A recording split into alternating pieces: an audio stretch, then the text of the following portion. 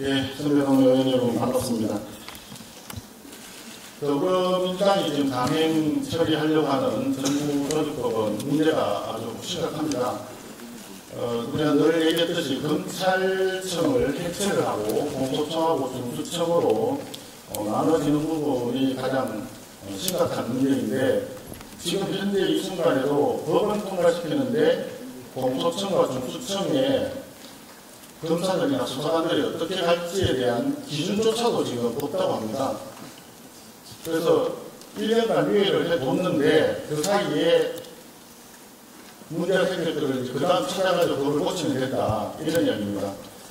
다른 민법에도 검사가 공익의 대변자로 되어서 행동하는 거 어떻게 해야 된다, 이런 규정들이 굉장히 많고, 형사소송법은 거의 대부분의 조항들이 검사와 관련되어 있는 조항들입니다. 그래서 그런 부분에 대해서 형사사법체계에 전반적으로 손을 봐야 되는데, 일단은 검찰청을 해체해서 두 개의 기관으로 분리한다, 유명한 정부조직법에 해놓고 나머지는 1년간 유예를 하면서 다음에 보겠다, 이런 식으로 졸속으로 정부조직을 개편한다고 하니 이 부분에 대해서 어느 국민이 이해가 되느냐. 그리고 오늘 아침 당정대에서 기재부와 금융위 관련해서 조직 개편하는 것은 하지 않기로 했다, 이런 식으로 하면서 야당의 의견을 존중했었다, 이런 식으로 표현을 했습니다. 제가 즉각적으로 사전에 들은 바도 없고 상의한 바도 없다, 야당을 배려했다는 것이 아니라 야당 상임위원장이 있다 보니까 자기들이 원하는 시기에 맞추어서 금융감독위원회법을 통과시키는 것이 현실적으로 어렵다라고 판단이 되니까 그것을 야당에 배려해줬다는 식으로 포장을 해서 일단 판발 투표하면서 정조직법에 대한 필리버스터를 하지 말아달라, 결론적으로 말씀드리는 그런 이야기였습니다. 그래서 도저히 이거는 말도 안 되는 이야기이고 근본적인 문제가 해결이 안 되어 있는 상태이기 때문에 그 부분은 용납할 수 없다라고 얘기를 했습니다.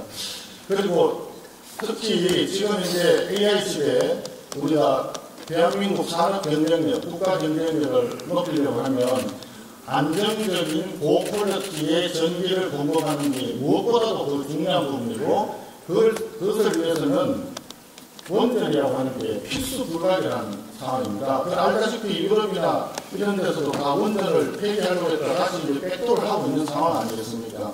그럼에도 불구하고 대한민국에서만 유일하게 원전을 탈원전 실현 투어를 하려고 원전을 생산, 운영과 수출을 나누어서 수출하는 것은 산업부에서 알아서 하고 생산, 경영하는 부분은 환경부의 지원으로 가겠다라고 하는 겁니다. 그러다 보니까 지금 어저께도 산업부 관계자를 제가 봤는데 산업부 내에서는 정부조직 개편을 하면 과단위뿐만이 아니라 그 밑에 사무관, 수사 한 명 한 명까지도 책상을 어디에 놓을까 하는 게 정해져야 되지 않겠습니까? 그것이 아직도 확정이 안 되어서 또 확정될 수도 없는 상황이고 굉장히 혼란스럽다고 합니다. 그런데 저쪽에서 9월 25일 날 오늘 무조건 이걸 해야 된다, 정부조직 개편을 해야 된다라고 하는 것은 오늘 하지 않으면 이번 국감 시즌에 새로운 조직, 새로운 정부 조직을 대상으로 새로운 우리 국회 상임위에서 국감을 다룰 수가 없다라고 하는 딱 그 하나의 이유인 것 같습니다.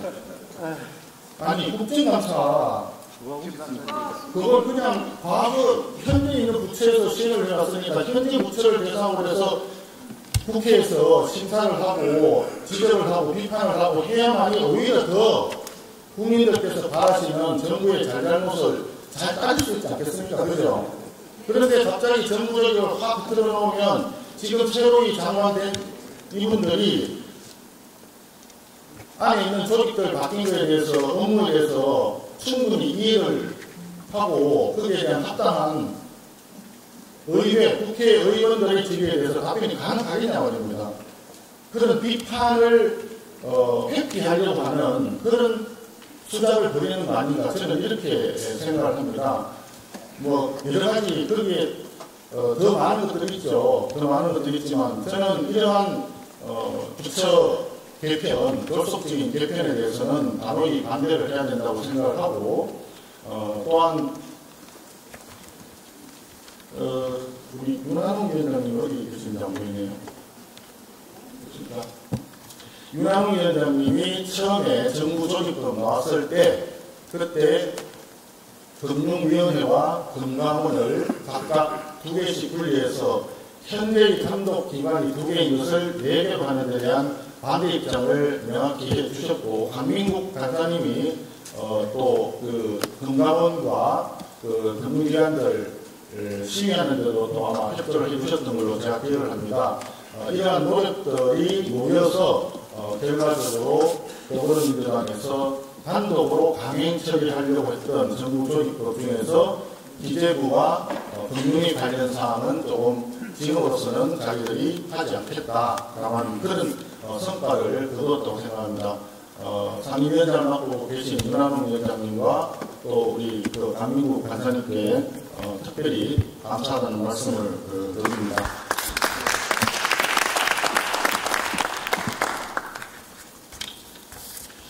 근데 뭐 사실 얘기하고 싶은 건 되게 더 많은데요. 한 가지 더 조금 더 말씀드리면 지금 현재 우리가 기재위원장을 우리 당 출신 임의장님께서 맡고 계시다 보니까 기재위에 있는 통계청을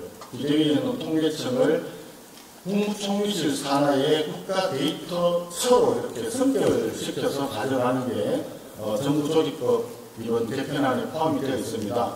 그러면 거기에 따라서 우리 그 통계청 통계법을 또 바꿔줘야 됩니다. 통계법을 바꿔줘야 되는데 그게 지금 안 되니까 그런 부분도 이번에 같이 아마 패스트트랙 올린 부분 이번에 뺀다고 했죠. 예, 뺀다고 해서 그런 정도의 통계법. 패스트트랙 그걸 올린다는 뜻이었네. 아까 제가 거꾸로 얘기했는데 얘네들이 죄송합니다. 더불어민주당 쪽에서 뭔가 그래도 생각을 잘 했나 보다라고 속으로 생각했는데 역시나 알고 보니까 착각을 하고 있었거든요. 지금 현재 말입니다. 통계청을 총리실로 가져간다는 의미를 우리 의원님들 여러분께서 이미 알고 계시다시피 지난 문재인 정권 당시에 집값을 잡았다라고 얘기를 하면서 전부 통계 조작해가지고 심각한 왜곡이 일어났다는 게 이번 감사원 감사 결과 드러나는 거 기억하고 계시죠? 이런 상황에서 통계청을 국가 데이터 처우로 해가지고 선택시키는 것은 통계청에 근무하는 분들에 대해서 상당 부분 어떤 인센티브를 주는 것처럼 그렇게 포장을 한 거지만 실제로는 총리실 산하에 가가지고 앞으로 통계 조작을 얼마든지 마음대로 할 수 있다, 또 하겠다라고 의지로 비춰집니다. 그때 당시 부동산 집값 조작만 무려 102번인가 있었다고 그때 감사원 결과가 나왔던 것 같습니다.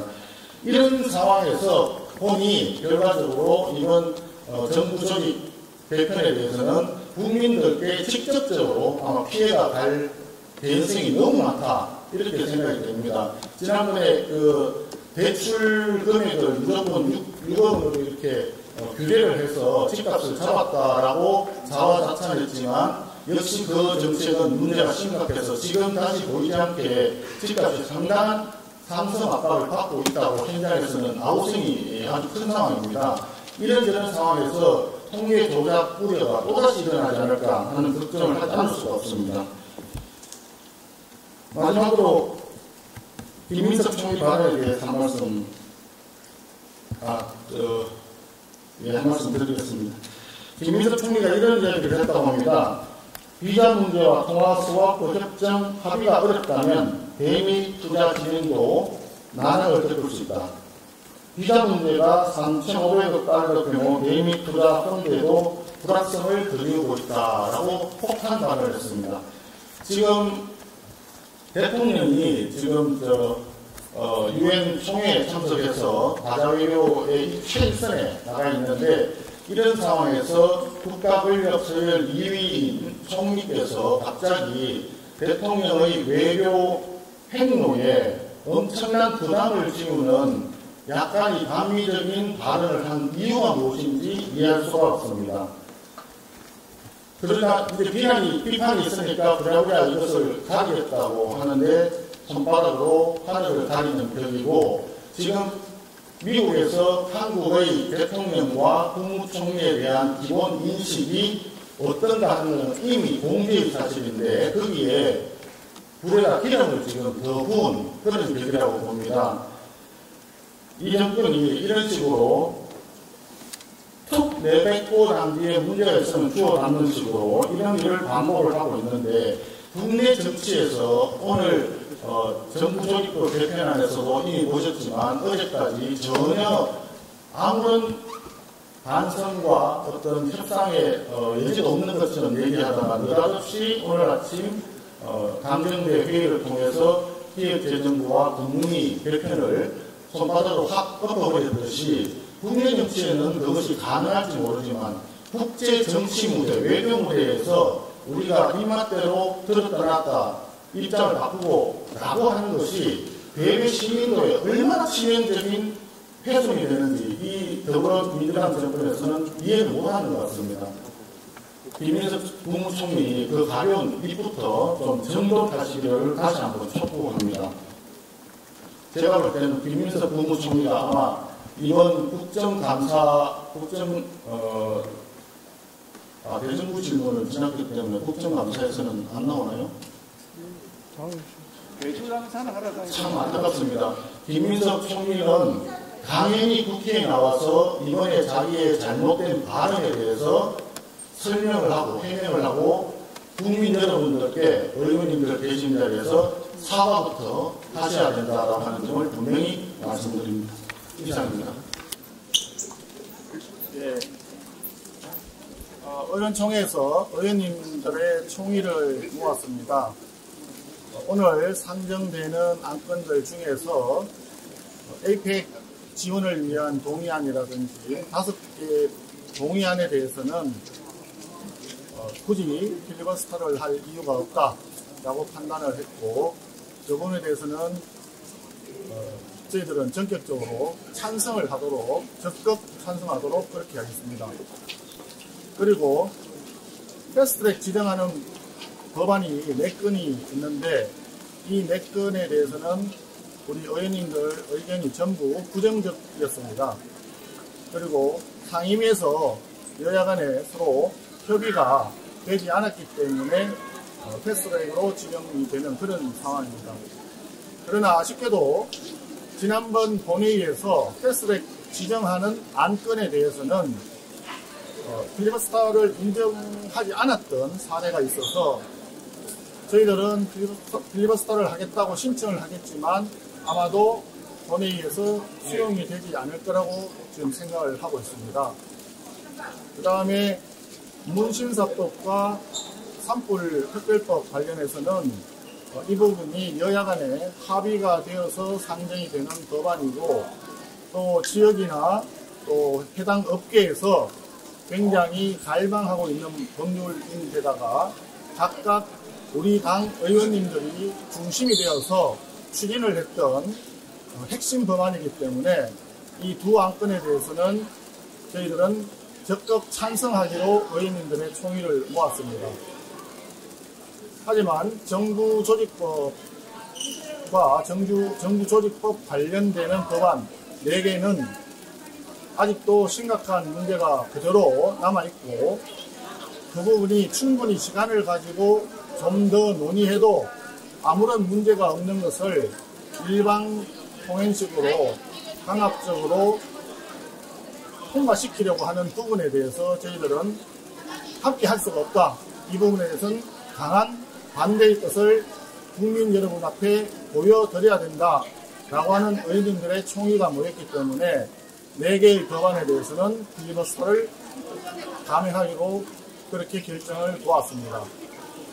앞으로 4개의 법안이 통과될 때까지 4박 5일간 지속적으로 국회 내에서 본회의장에서 국민 여러분들께 더불어민주당이 수적 우세를 앞세워서 일방적으로 법안을 통과시키는 이 문제점에 대해서, 그리고 정부 조직법이 각 해당 부처마다 심각한 문제들이 내포되어 있다는 점에 대해서 국민 여러분들께 소상하게 밝혀드리도록 하겠습니다.